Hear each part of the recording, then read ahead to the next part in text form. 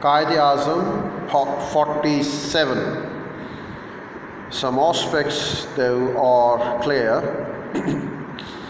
Of all British officials, it was only Harcourt Butler, then Deputy Commissioner at Lucknow, who criticized this whole idea of Muslim meeting in Lucknow, then drafting an address for the Viceroy, and also for not following this advice. Butler had assertively opposed any demand for separate electorates. Also, this idea of a fixed proportion of Muslim appointments in the civil services. He placed on record his views unambiguously. This whole business since Fuller's retirement till now has been organized by Mohsin al-Mulk and Imadul Mulk of Belgaram in a hurry. Dunlop Smith's letter, Viceroy's private secretary, though to Mohsin al-Mulk, advising on how the Shimla address should be framed, also suggested that the Muslims should seek representation by nomination rather than by election. The members of the Shimla deputation carried an assurance of receiving sympathetic hearing from British, also that they had a fair chance of success, for had not Minto in his letter of 8 August 1906 written to Morley that it was necessary to give full values to the importance of other interests besides those so largely represented by Congress.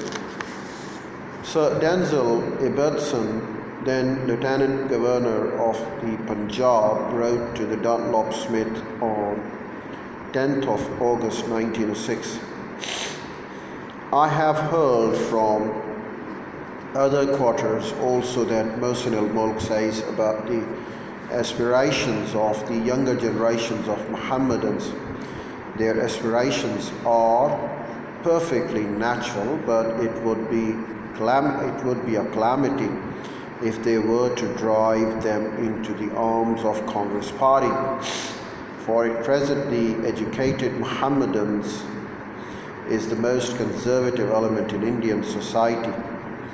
Precisely for the members of Shimla deputation too were mostly the conservative elements of Muslim society, but they were a self-appointed lot, and the younger Muslim element had practically no representation in this deputation.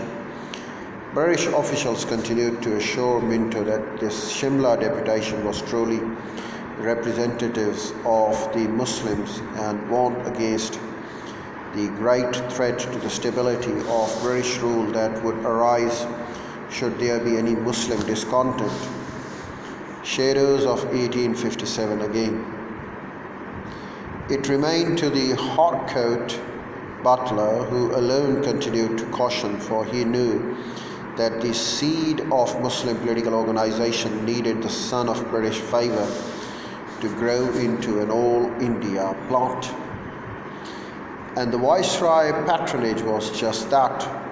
Writing to the law member of the Government of India in 16 September 1906, Butler held that anti-Hindu feeling was about the only common platform on which Muslims had gathered at Lucknow to draft the Shimla address. Was this deputation the outcome of a marriage of convenience between the British political necessity, keep Muslims placated and away from the Congress, and Muslim interest principally from Uttar Pradesh, United Provinces?